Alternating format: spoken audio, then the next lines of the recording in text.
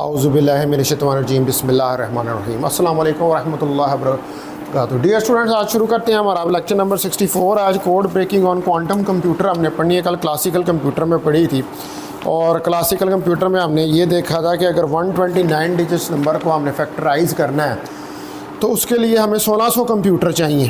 तो और अगर आपने इससे ज़्यादा 150 डिजिट करने हैं तो फिर उसके लिए आपको इससे भी ज़्यादा कंप्यूटर चाहिए होंगे। तो क्या क्लासिकल कंप्यूटर तो ये करने में फ़ेल हैं, तो क्या क्वांटम कंप्यूटर ये कर सकता है?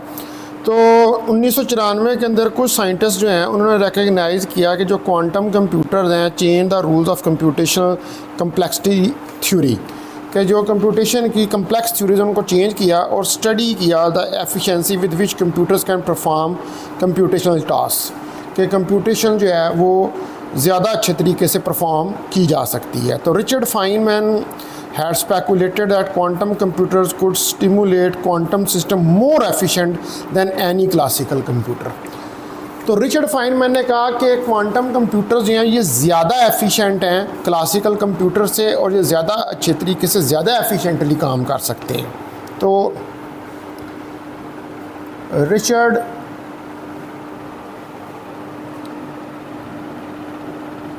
फाइनमैन ने had speculated that quantum computers के जो आपके पास क्वांटम कंप्यूटर्स हैं चेंज्ड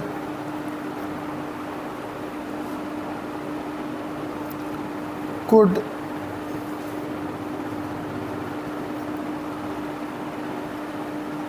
simulate quantum systems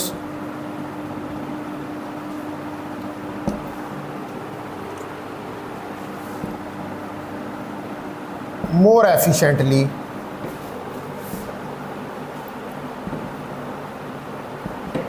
ज़्यादा एफिशिएंटली कर सकते हैं than any classical computers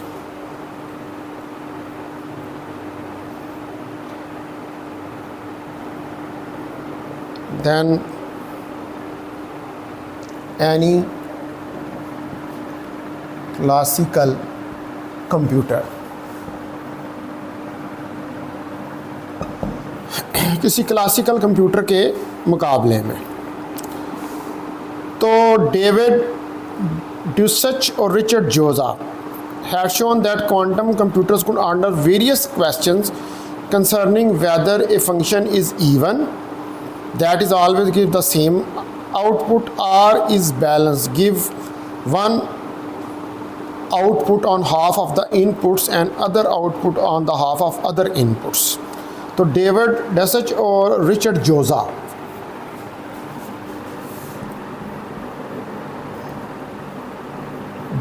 David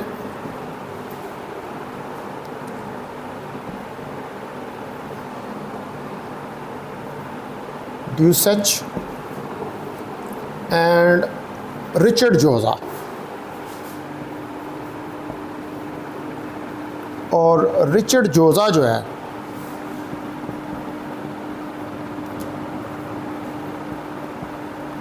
had shown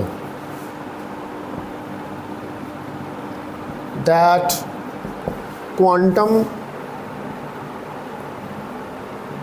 computers के जो आपके पास क्वांटम कंप्यूटर्स हैं could answer various questions, could answer various questions,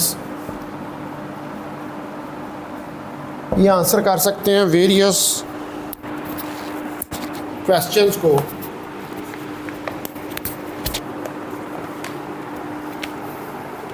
concerning weather a function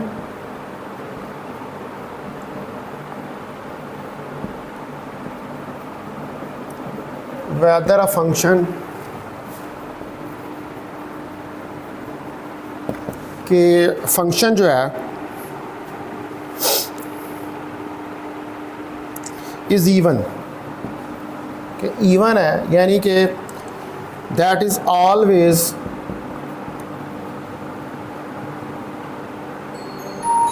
कि ये हमेशा जो है give the same output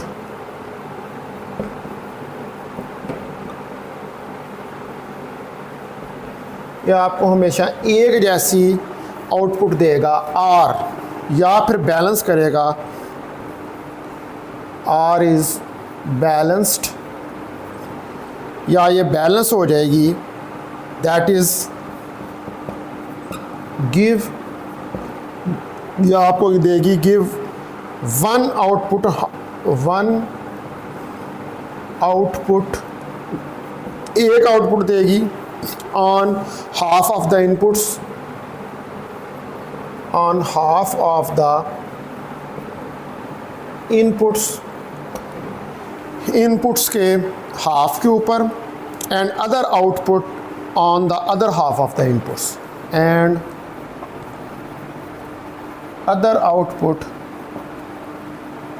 on the other half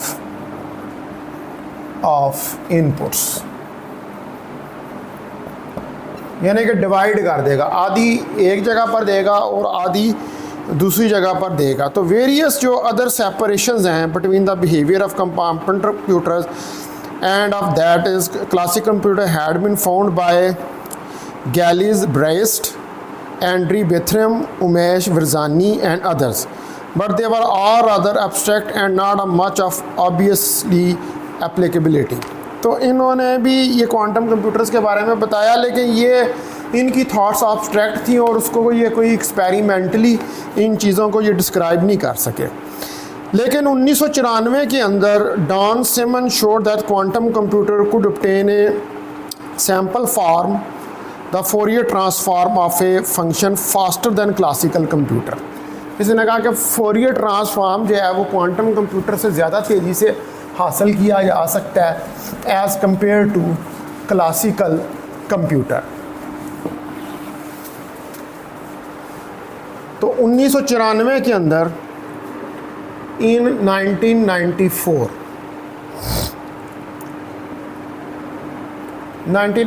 के अंदर डैन सिमन जो है showed that A quantum computer के एक जो आपके पास क्वांटम कंप्यूटर है could obtain,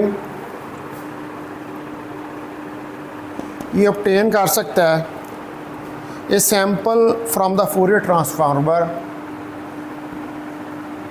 a sample from the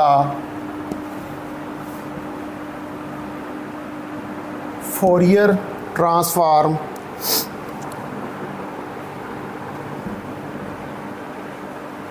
एक सैम्पल ऑब्टेन कर सकता है फोरियर ट्रांसफॉर्म में से of a function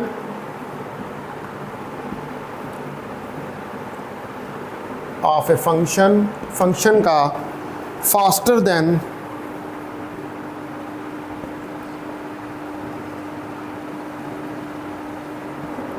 any classical computer.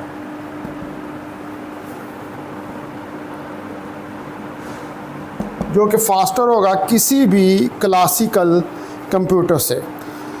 तो this last result did not attract attention at the first. तो शुरू में तो ये लास्ट रिजल्ट को ज़्यादा इतना अट्रैक्ट नहीं हुआ, but it was proven to be pivotal the development of the quantum computing. लेकिन ये रिजल्ट जो आगे फिर इसी को इस्तेमाल किया गया क्वांटम कंप्यूटर्स को डेवलप करने के लिए। तो अगर कोई भी हमारे पास मैथमेटिकल फंक्शन है, अगर एनी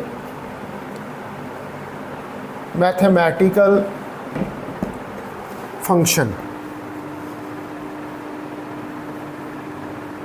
तो कोई भी अगर आपके पास मैथमेटिकल फंक्शन है कैन बी डिस्क्राइब्ड उसको आप डिस्क्राइब कैसे हैं as a weighted sum, as a weighted sum of certain basis or elementary building block. जैसे कि कोई एलिमेंट्री बिल्डिंग ब्लॉक जैसे बेस होती है, फंक्शंस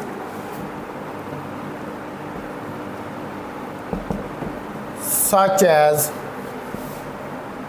साइन, जैसे कि साइन के फंक्शंस हैं, एंड कोसाइंस,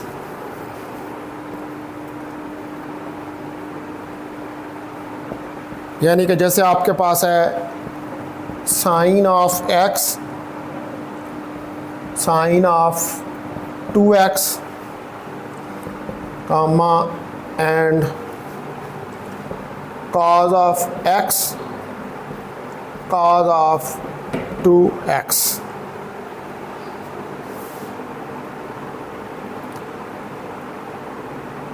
तो अब आपको यहाँ पर ये सरप्राइजिंग लगेगा कि जो हमारे पास ग्राफ हैं साइन और कोसाइन के are wavy with the distance between successive crests and trough fixed, कि इनके ग्राफ्स जो हैं आप देखें साइन और कोसाइन के करें तो एक दूसरे के अपोजिट आते हैं।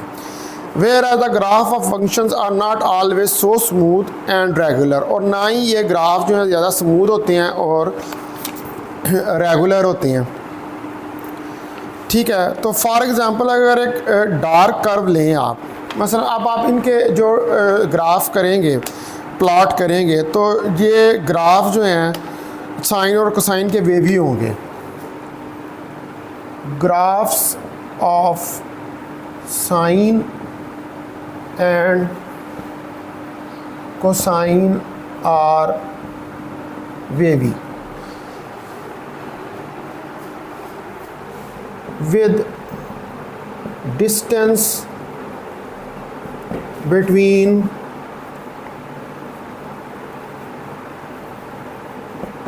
और जो डिस्टेंस होगा बिटवीन सक्सेसिव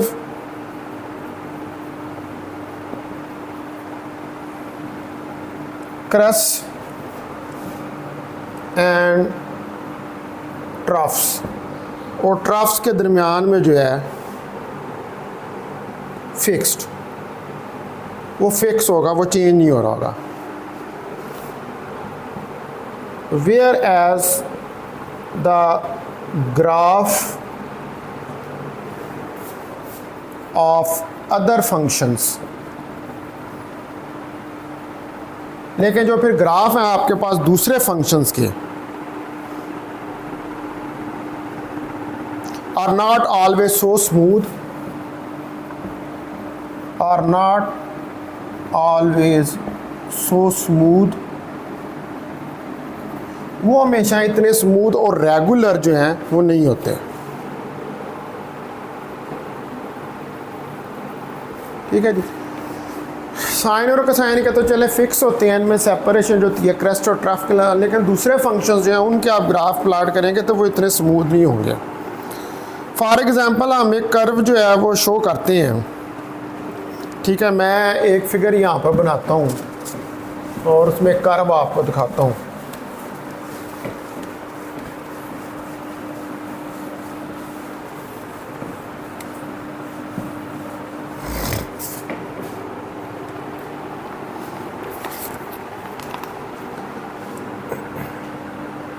ये ग्राफ बनाने लगा हूँ।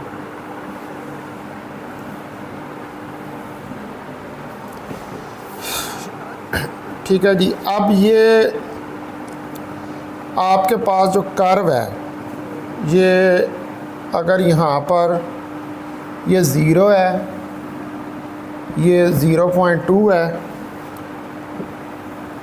ये 0.4 है,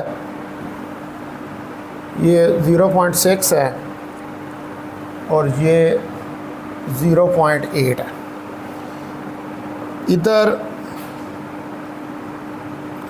इस जगह के ऊपर एक ये लाइन है, और यहाँ से एक लाइन इधर है, ये 2 पे है, ये 0 पे है। इधर से ये ग्राफ इधर आ रहा है, ठीक है जी। इसके बाद यहाँ पर एक लाइन है, इसको 4 कह दें। यहाँ से भी एक ग्राफ इधर आ रहा है, ये लाइन है, इसको 6 कह दें। यहाँ से भी एक ग्राफ इधर आ रहा है और ये लाइन 8 है।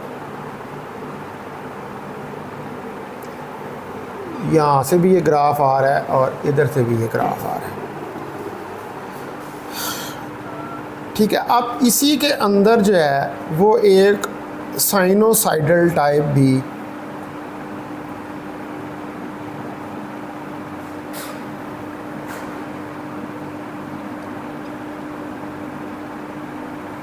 कोई ग्राफ जो है इस तरह करके बन रहा है। तो ये हमारे पास फिगर 1 है, इसके अंदर ग्राफ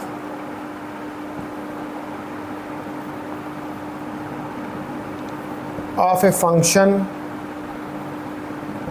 अब ये जो फंक्शन है ना, इसको ज़रा आप डार्क कर दें, ये वाला जो है,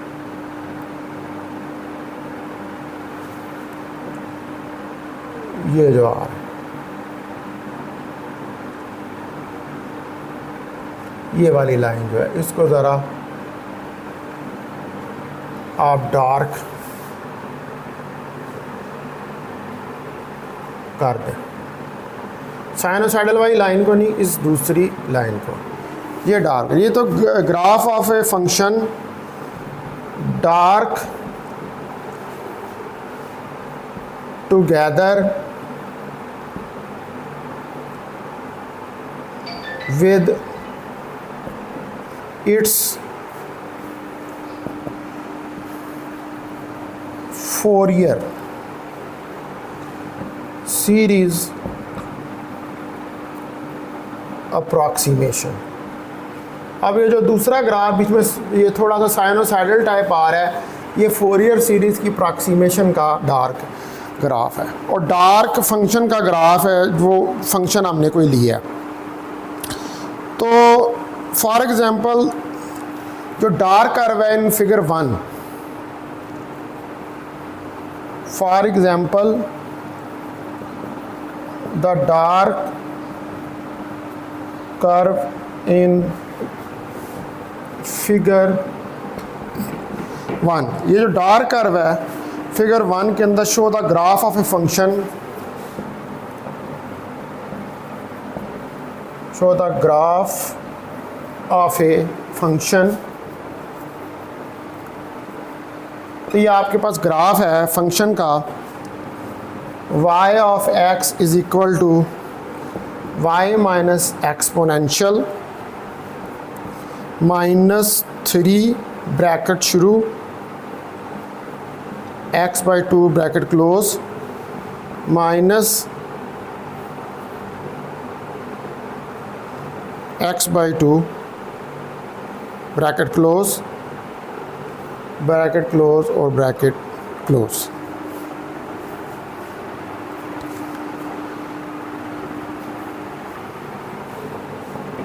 अब यहाँ पर जो एक्सपोनेंशियल की टर्म है, ये एक्सपोनेंशियल फंक्शन को डिस्क्राइब कर रही है। अब ये फिगर मैं मिटा देता हूँ, ठीक है। तो हेयर द टर्म, अब यहाँ पर जो टर्म है एक्सपोनेंशियल डॉट डिनोट्स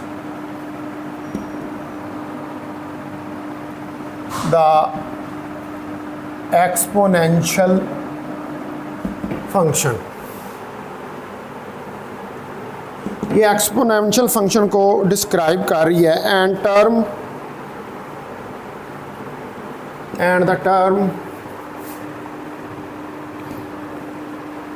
x/2, और ये जो इसके अंदर टर्म आ रही है x/2 is short hand notation. ये शॉर्ट हैंड नोटेशन है आपके पास फॉर ग्रेटेस्ट इंटीजर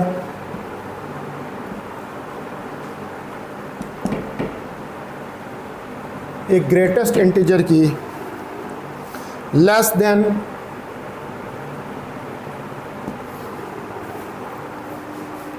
और इक्वल टू x/2, जो लेस देन है ये इक्वल x/2 के। As you can see the graph repeat itself periodically. अब आप देख सकते हैं कि ग्राफ अपने आप को पीरियाडिकली रिपीट कर रहा है। As we can see that graph repeat itself periodically। Graph जो है वो अपने आप को पीरियाडिकली रिपीट कर रहा है इन ए रेगुलर वे।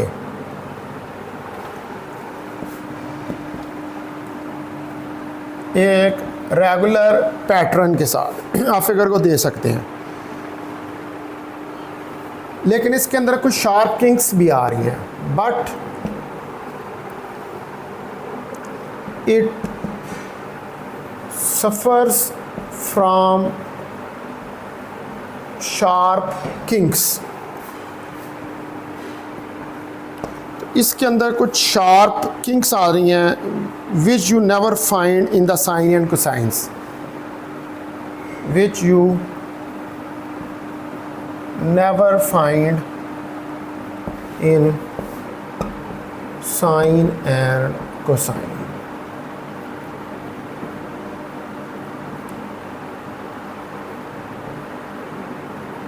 जो आपको साइन और कोसाइन में मिलते हैं। अब देखें ना, ये ग्राफ है। अब इस ग्राफ के अंदर आप देख सकते हैं, मेरे साथ फिगर मैंने इतनी अच्छी ना बनाई हो, तो इसके अंदर ये कुछ किंक्स आ रहे हैं जो कि साइन के साइनोसाइडल ग्राफ के अंदर नहीं आते हैं। ठीक है जी।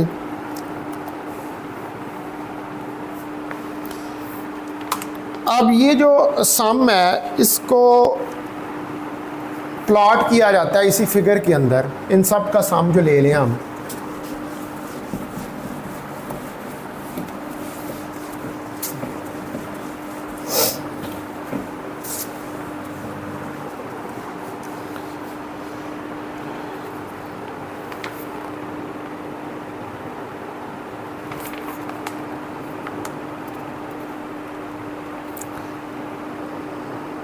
तो जो द ग्राफ, ये जो अभी आपने y ऑफ x का ग्राफ बनाया,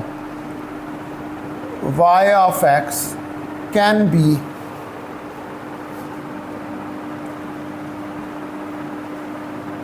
अप्रॉक्सीमेटेड। इसको आप अप्रॉक्सीमेट कर सकते हैं एज ए सम ऑफ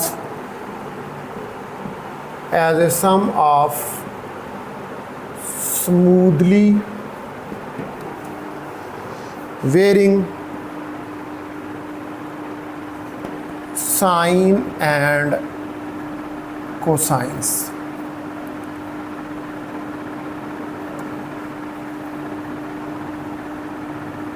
जिनको हम स्मूथली वेरिंग साइन और कोसाइंस जो हैं वो कह सकते हैं। तो ये जो स्मूथली हैं, ये भी आपके पास एक कर्व आ रहा है जो कि लाइट है। दिस, एक तो हमने डार्क कर दिया ना, this sum is plotted as light curve in figure 1। देखें ना, ये एक तो डार्क है ना, ये देखें ये डार्क आ रहा है, ये इसके अंदर ही एक किंग्स वाला ये आ रहा है, ये किंग्स आ रही है ना, लेकिन इसमें एक स्मूथ कर्व आ रहा है जो लाइट है। वो लाइट जो स्मूथ कर्व आ रहा है वो आपके पास साइन का कर्व है।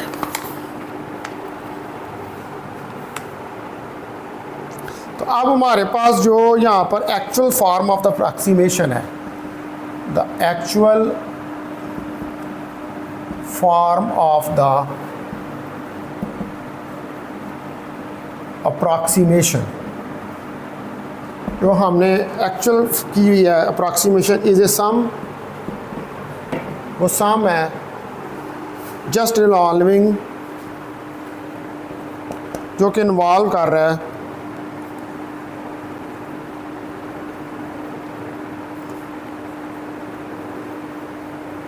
involving just 3 types of sines and cosines। इसमें 3 किस्म के साइंस और कोसाइंस हैं। अब वो कौन से किस्म के हैं? y of x 0.683 minus 0.118 cos of pi x minus 0.034 cos of 2 pi x और minus 0.16 cos 3 pi x और minus 0.246 sin pi x minus .143 sin 2 pi x और minus 0.098 sin 3 pi x ये आ रहा है। तो अगर हम यहाँ पर अब ये इमेजिन करें कि by allowing more sine and cosines to contribute the sum the approximation can be made better and better, तो जितने ज़्यादा आप इसके अंदर और साइन और कोसाइन ऐड करते जाएंगे ये अप्रॉक्सीमेशन मज़ीद बेहतर से बेहतर होती जाएगी। तो ये हमें ये बताता है, this tells us that sine and comprise a family of building block function. तो ये हमें ये बता रहा है कि ये क्या है, दिस tells us, ये हमें ये बता रहा है that the sines and cosines provide a family, ये आपको पूरी एक फैमिली प्रोवाइड कर रहे हैं of building block functions, building block function whose sum can be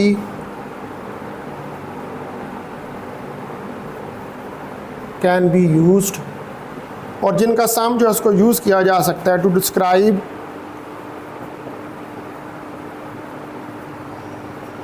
less regular functions.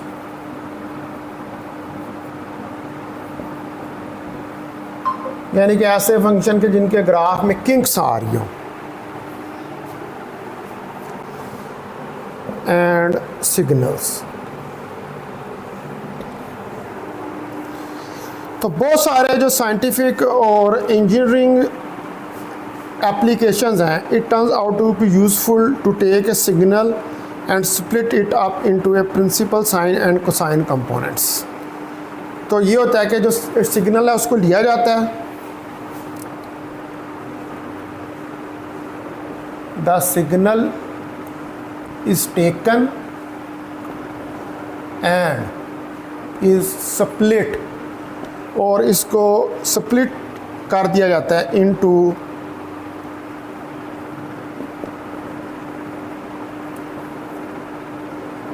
principal sine and cosine components, और इनको साइन और कोसाइन कंपोनेंट्स के अंदर जो है वो डिवाइड कर दिया जाता है। तो फोरियर ट्रांसफॉर्म जो है of a function is a mathematical operation that translate the original function into equivalent sum of sine and cosine functions. तो बेसिकली फोरियर ट्रांसफॉर्म एक ऐसा मैथमेटिकल ऑपरेशन है जिसके अंदर हम फंक्शन को ट्रांसलेट कर देते हैं और ओरिजिनल फंक्शन को इक्विवेलेंट जो सम होते हैं साइन और कोसाइन फंक्शंस के। तो अगर फोरियर ट्रांसफॉर्म जो है ओरिजिनल फंक्शन का इज़ वेरी स्पाइकी, यानी कि बहुत स्पाइक ले रहा है, it mean that function consist of just few science and cosines, तो उस फंक्शन के अंदर कुछ साइंस और कोसाइंस हैं विद प्रिसाइसली डिफाइंड पीरियड्स, कुछ पीरियड्स के साथ। तो Dan Simon arrange for a quantum computation to cause the save of quantum memory register to involve in a superposition representing the Fourier transform। तो इसी concept को लेते हुए, क्योंकि फोरियर ट्रांसफार्म जो है वही आगे से साइन और कोसाइन में कन्वर्ट करता है, तो डैन सैमन ने यही वाला कॉन्सेप्ट जो है उसको लिया, इस सम वाले कॉन्सेप्ट को।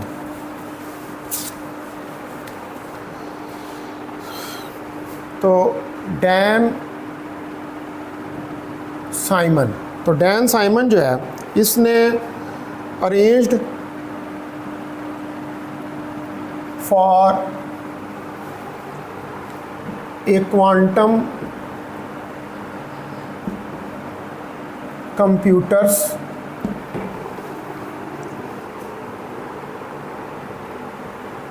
To cause a state of memory, इसने कहा कि एक स्टेट ऑफ मेमोरी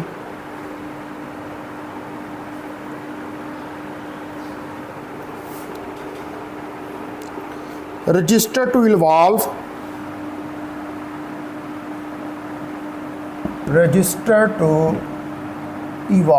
जो कि इवॉल्व हो into A superposition,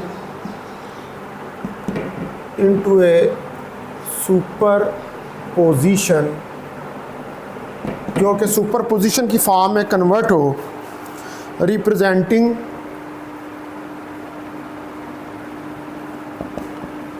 the Fourier, और वो रिप्रेजेंट कर रहा हो फोरियर ट्रांसफॉर्म को।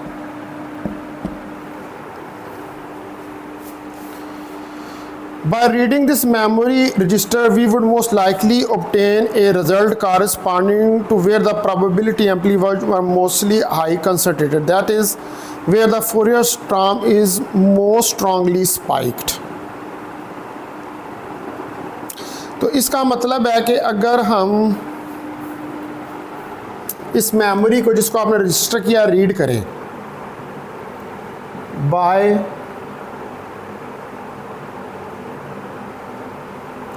reading this memory register, ये जो मेमोरी आपने रजिस्टर किया है इसको रीड करें, we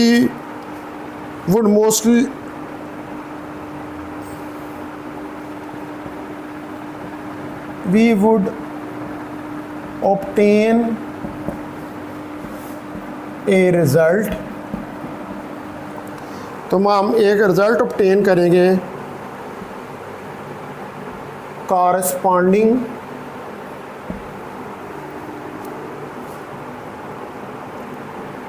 to where the probability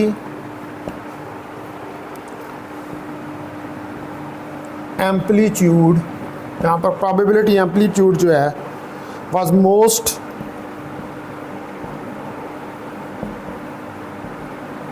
highly concentrated,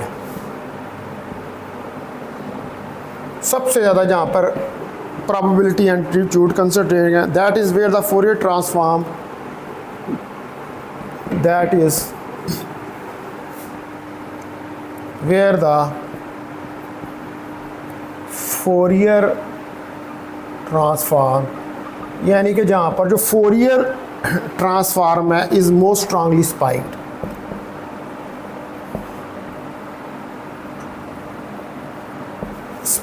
उसमें सबसे ज़्यादा स्पाइक जो है इस जगह पर आ रही है जहाँ पर प्रोबेबिलिटी एम्पलीट्यूड सबसे ज़्यादा है। तो hence a quantum measurement returns a sample from the Fourier transform, तो अब क्वांटम मेजरमेंट रिटर्न कर देती है सैंपल से फोरियर ट्रांसफॉर्म को। Hence ए क्वांटम मेजरमेंट, ये जो आप क्वांटम मेजरमेंट कर रहे हैं, returns a sample from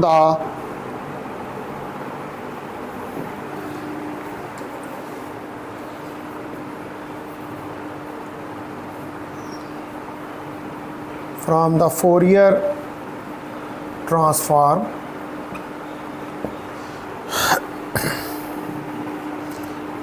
and, और जो आपके पास सैंपल है, and this sample gives us information, gives us information, और ये जो सैंपल है आपको इंफॉर्मेशन देता है about the periodic sine and cosine functions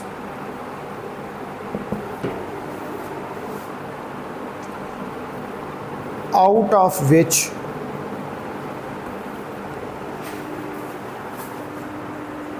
the original function is built.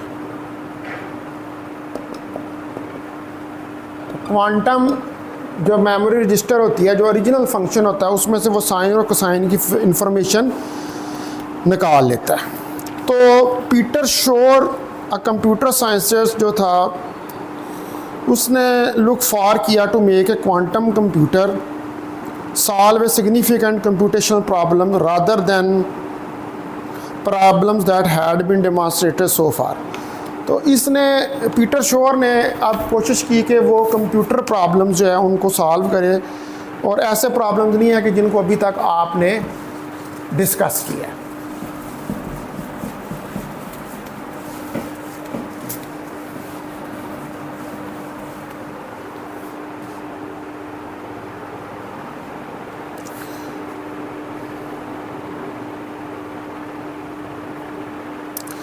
तो पीटर शोर जो है,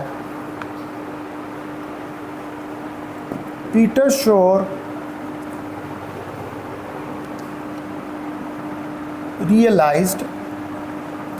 ने ये रियलाइज किया कि that if could relate the problem of finding the factors, that if he relate, अगर वो रिलेट करे, he could relate the problem of finding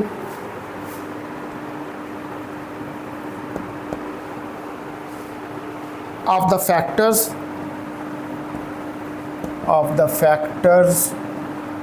of a large composite integers.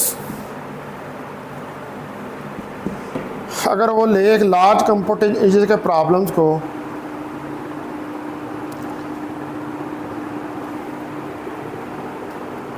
To that of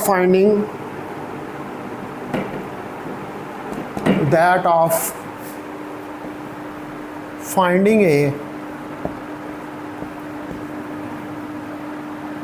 period of function, और इसको लेते हुए वो period of function जो है उसको फाइंड करें, then he could use a technique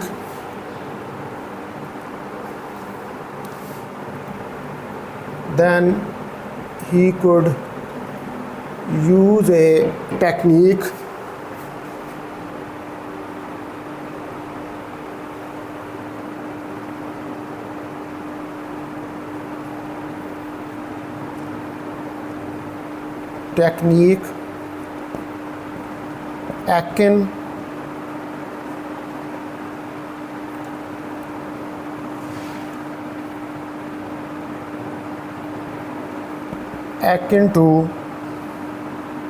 them,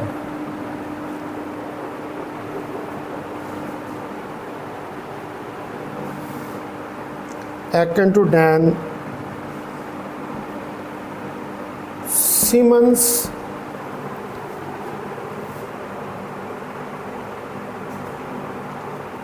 for sampling from the Fourier transform.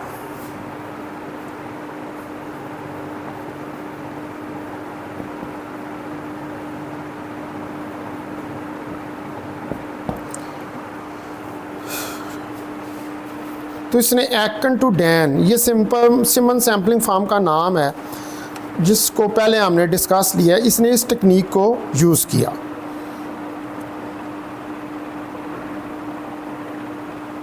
तो अब पीटर शोर ने ये शो किया कि how quantum computers could use two factor a large integers.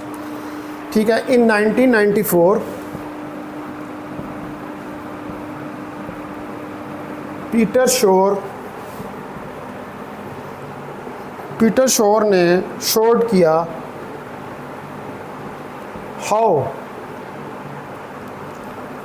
A quantum computer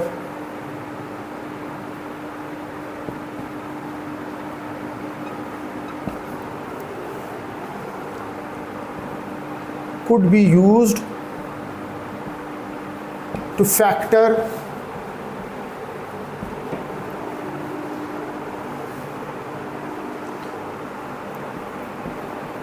a large integer super efficiently। ठीक है जी, इसने कैसे आप इसको super efficiently. This was a big news, ये एक बड़ी न्यूज़ थी और immediately the interest of security agencies and banks, और सिक्योरिटी एजेंसी और बैंक्स के लिए भी बड़ी इम्पॉर्टेंट थी। तो if a quantum computer could factor integer efficiently it also break the RSA cryptosystem. तो अगर if a quantum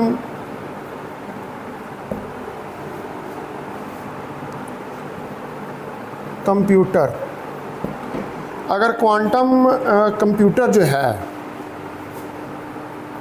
could factor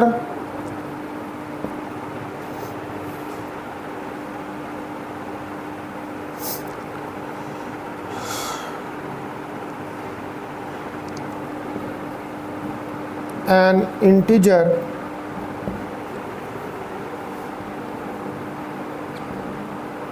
efficiently, अगर वो फैक्टर कर सकता है इंटीजर को efficiently, it could also break the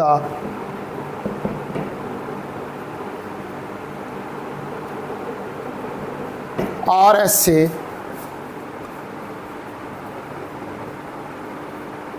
crypto system.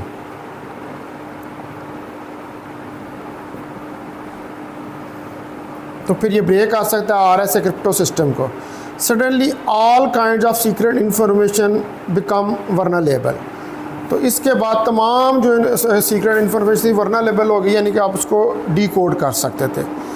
Late us take a look at a trick that relates the finding of a period of a function to find the factors of a large composite integers. कि किस तरह हम relate कर सकते हैं finding of period of function को factor करने के लिए लार्ज जो आपके पास इंटीजर्स हैं उनको। अब ये ट्रिक जो है ये लिया जाता है from number theory.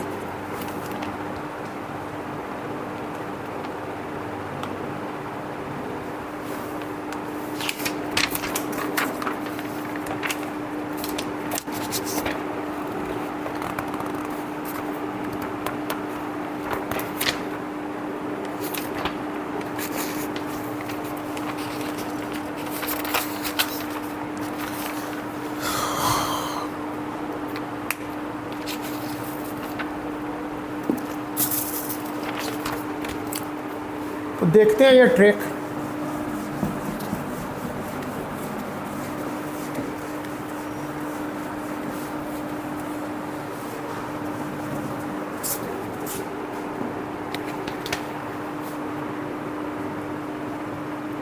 A trick from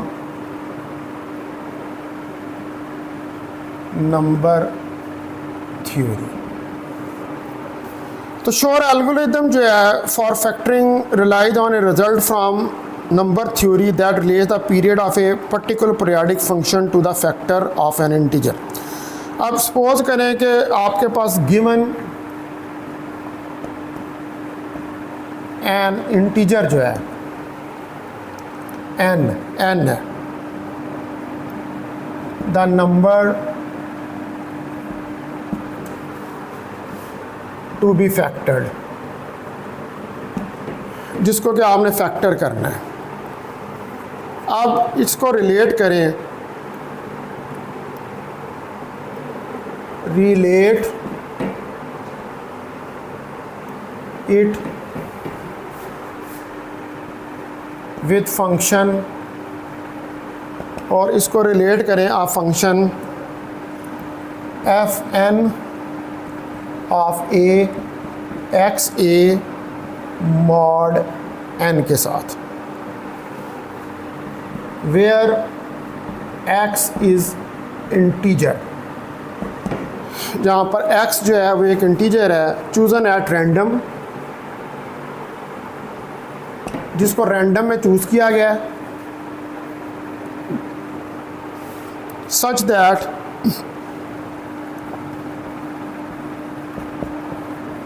largest number, इस तरह के जो लार्जेस्ट नंबर है that divides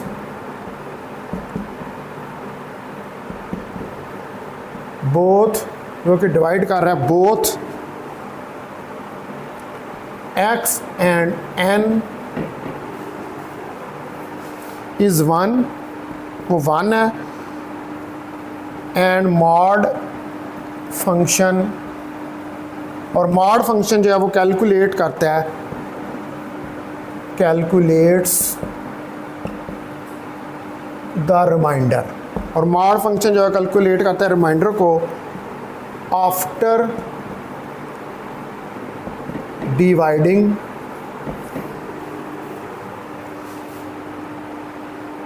x a by n, x a को एन से डिवाइड करने के बाद। In mathematical calculation the fact is that the larger इजन that it divides both X and N is one mean that the greatest common divisor, कि जो actually the fact ये है, the fact is that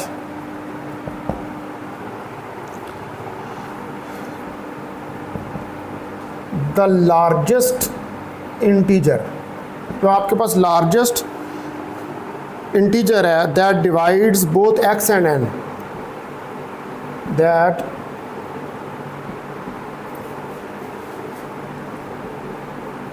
divides both x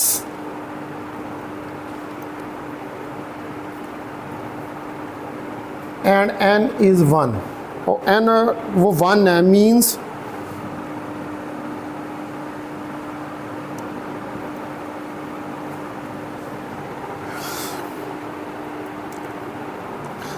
that the greatest common divisor, means that the greatest common divisor, कि ये greatest common divisor है।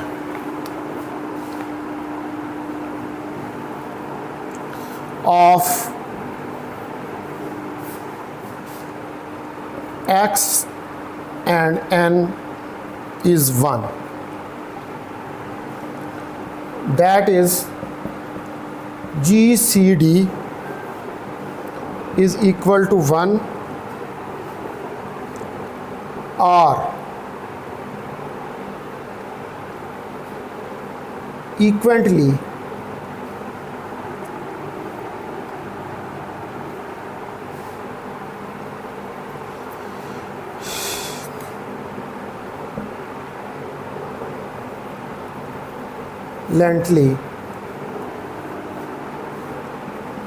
x is co-prime, x जो है वो co-prime है टू एन, एक्स एन का को प्राइम है, तो both mod function and GCD function can be computed efficiently. Both mod and GCD function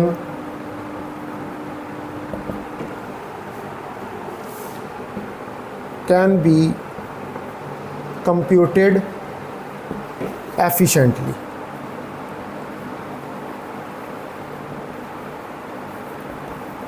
आप उनको efficiently जो है वो कंप्यूट कर सकते हैं,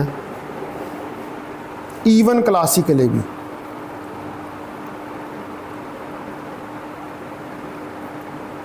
even classically, so obtaining the values of f and a of f n of a function की values जो है for various inputs, for various inputs a, जहाँ पर मुख्तलिफ़ किस्म की जो इनपुट्स हैं ए आ जाएंगी,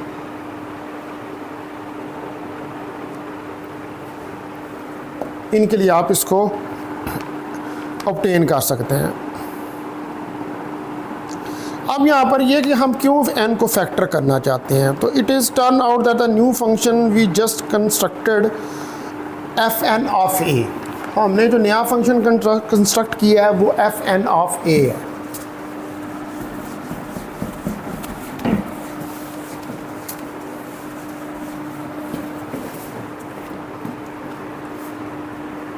the new function constructed is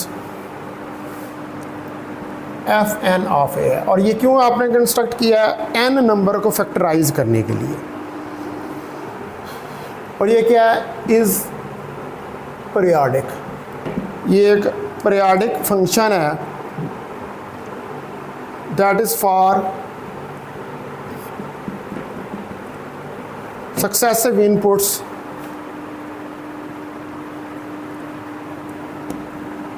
जिसमें हमारे पास सक्सेसिव इनपुट्स आ रही हैं, a is equal to 0, 1, 2 and so on, और द आउटपुट वैल्यूज़ इसके अंदर हमारे पास आ रही हैं F N of 0, F N of 1, F N of 2 and so on fall into repeating pattern। और आप देख सकते हैं कि ये रिपीटिंग पैटर्न के अंदर जो है वो ये आ रही हैं। तो different values of x give rise to different patterns. Different values of x give rise to different patterns।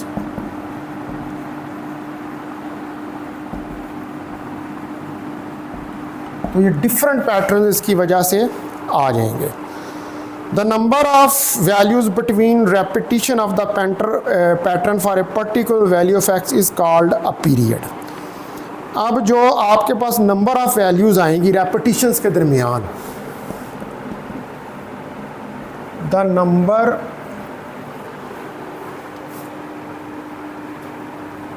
of values, अब आपके पास जो नंबर ऑफ वैल्यूज आएंगी between रेपिटिशंस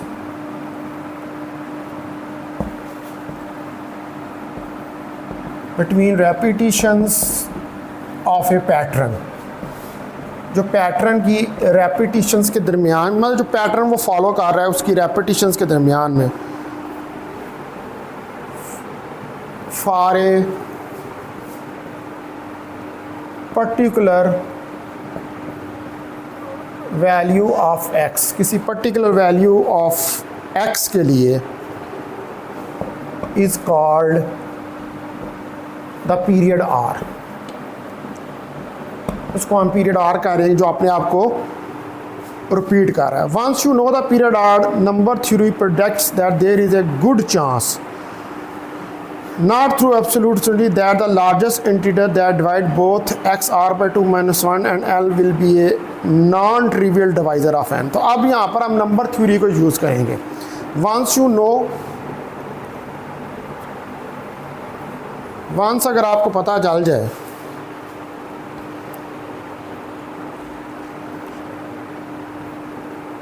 you know this period, ये जो आर पीरियड है जो रेपिटिशंस के दरमियान में आ रहा है आर, तो नंबर थ्योरी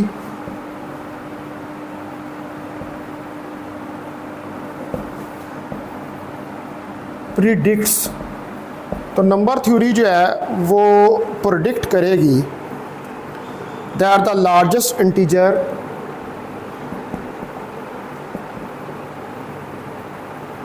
कि जो लार्जेस्ट इंटीजर है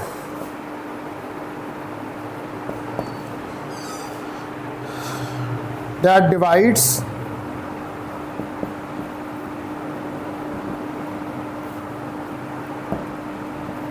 बोथ, जो कि डिवाइड कर रहा है दोनों को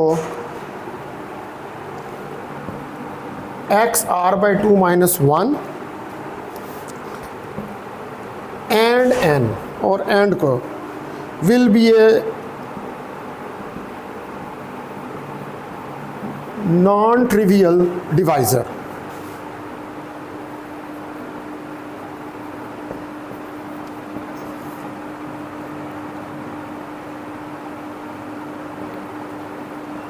ऑफ n, ये एक नॉन ट्रिवियल डिवाइज़र है n का। इन अदर वर्ड्स जो G C D x r minus 1 है is likely to be a factor of n।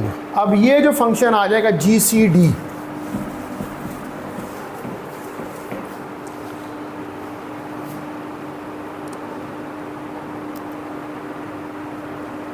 The G C D x are by 2 minus 1 comma n is likely to be a factor of n। तो ये आपके पास n का factor आ गया, ये वाला function. तो ये एक ट्रिवियल डिवाइज़र है। अ ट्रिवियल डिवाइज़र वुड बी 1 और n। तो जो ट्रिवियल डिवाइज़र होगा वो 1 होगा या n होगा। अ ट्रिवियल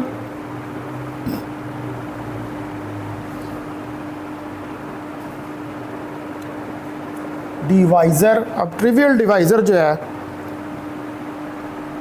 वुड बी 1 और n, तो वो 1 या n होगा।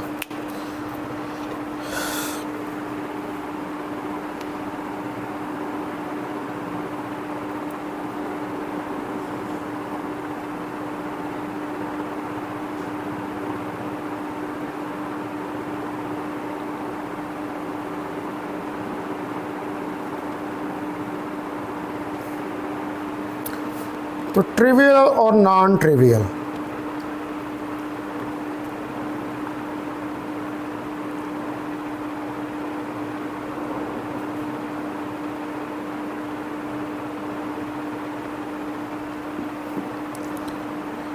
तो moreover there is an algorithm known from the ancient Greeks that enables us to compute the greatest common divisor of two numbers very efficiently.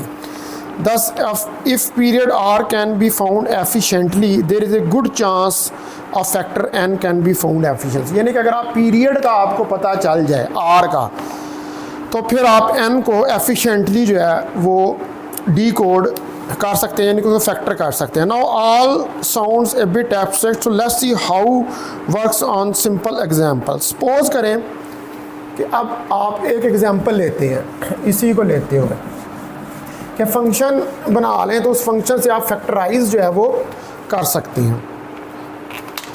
तो suppose करें कि जो है वे factor number, suppose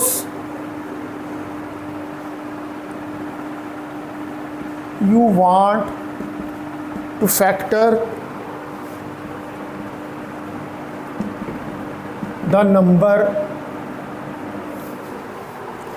n is equal to 15, इसको आप factor करने हैं चाचा।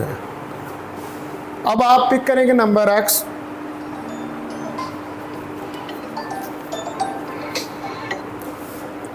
हेलो जी भाई, अच्छा मैं आ रहा हूँ बस और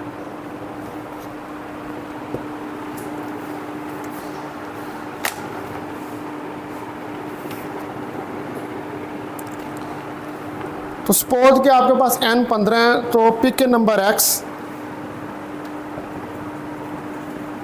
पिक के नंबर x को पिक करें सच दैट इस तरह the largest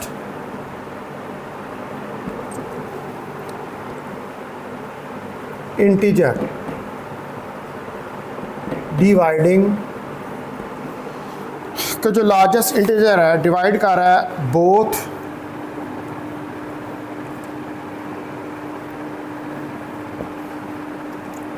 x and n is 1, x and को 1 है। लेट अब आप चूज करें, let choose 8, x is equal to 8। अब x को एड करें, next compute the value of function, next compute value of function. अब फंक्शन जो आपने लिया है एफ एन ऑफ ए, इसकी वैल्यू कंप्यूट करें, एक्स ए जो फार्मूला पहले मैंने लिखा था मॉड एन विद x8, जिसमें x8 की वैल्यू लें एंड n15 जो है वो वैल्यू लें। तो ये क्या बन जाएगा, दैट इज़, ये आपके पास आ जाएगा f15 of a 8a mod 15 for, अब इनपुट वैल्यूज़ यहाँ पर a 0 1 2 एंड सो ऑन आ जाएंगे। तो आप फाइंड करेंगे, यू फाइंड, अब इनमें जब ये वैल्यूज़ कल पुट करेंगे तो आपको मिलेंगे, you find f15 of 0 is equal to 1, f15 of 1 is equal to 8, f15 of 2 is equal to 4 और f15 of 3 is equal to 2 और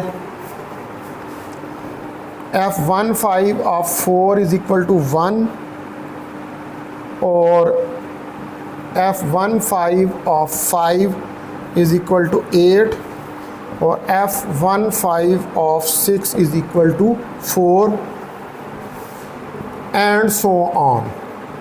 ये वैल्यूज चलती चली जाएंगी।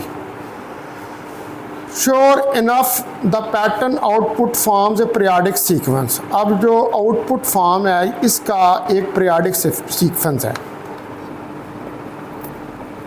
The pattern of outputs form a periodic sequence. ये एक periodic sequence जो बनाएगा, नेमली, और यहाँ पर आपके देख लेंगे क्या आएगा 1 8 4 2 1 कामा 8 कामा 4 कामा 2 कामा 1 फिर कामा 8 कामा 4 कामा 2 कामा 1 एंड सो ऑन। तो अब पीरियड जो है इस सीक्वेंस का, ये देखें ना आप, एक सीक्वेंस पूरा आपके पास बन गया।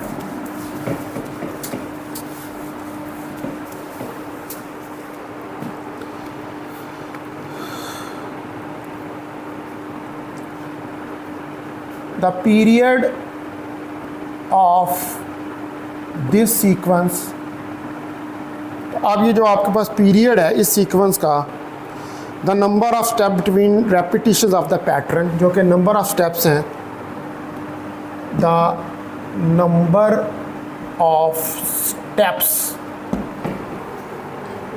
बिटवीन रेपिटिशन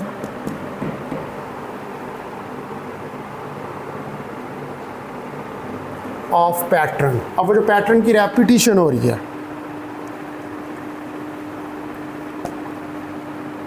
इज R4, वो R4 के बराबर है।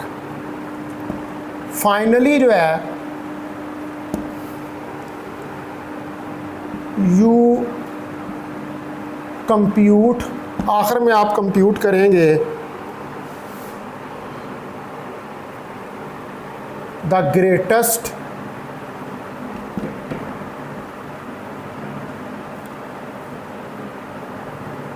Common divisor. जो ग्रेटेस्ट कॉमन डिवाइज़र है ऑफ XR/2 - 1 का, एंड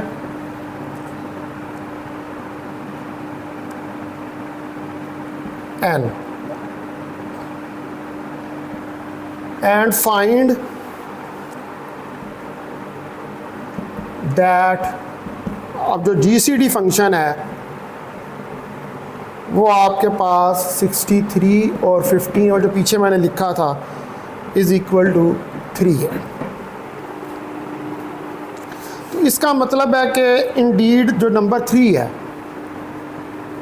इंडीड नंबर 3, ये जो नंबर 3 आ गया है, is a non trivial divisor, is a non trivial divisor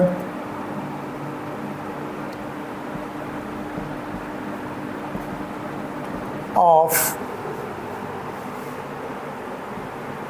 the number 15। तो ये एक नॉन ट्रिवियल डिवाइज़र है 15 का। तो जब एक दफ़ा आपके पास एक डिवाइज़र आ जाए, once you have one divisor, once you have one divisor, आपके पास एक डिवाइज़र आ जाए, it is easy to determine, it is easy to determine other division. तो फिर ये आपके लिए आसान होगा कि आप अगली डिवीजन जो है उसको फाइंड कर सकें। To determine the other by division, division के ज़रिए। तो 15/3 5 आ जाएगा। तो द फैक्टर ऑफ 15, तो 15 का जो फैक्टर है, देन आर 3 and 5, एक ट्रिवियल है और एक नॉन ट्रिवियल है। तो जो की पॉइंट है हेयर वो ये है कि जो फैक्टर्स ऑफ इंटीजर हैं can be obtained by finding the period of related functions. तो द फैक्टर्स ऑफ इंटीजर्स, अब जो फैक्टर्स हैं आपके पास इंटीजर के, कैन बी ऑब्टेन्ड, उनको आप ऑब्टेन कर सकते हैं बाय फाइंडिंग द पीरियड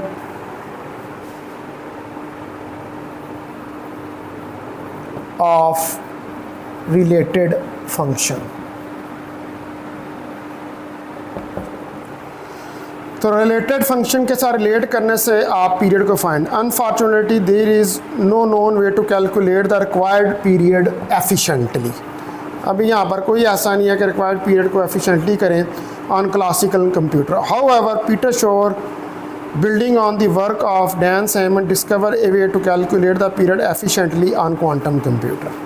तो ये पीरियड क्लासिकल कंप्यूटर पे तो कैलकुलेट नहीं हो सकते, लेकिन पीटर शोर ने इनको क्वांटम कंप्यूटर के ऊपर कैलकुलेट करने का तरीका जो है वो हमें बता दिया। तो अब हम यहाँ पर आज इसको लेक्चर को ख़त्म करते हैं। उसके बाद जो है वो हम देखेंगे कि शोर एल्गोरिदम क्या होता है और शोर एल्गोरिदम की मदद से हम किस तरह जो है वो फैक्टर कर सकते हैं इंटीजर्स को क्वांटम कंप्यूटर के ऊपर। तो इस चीज़ को स्टडी करके देखेंगे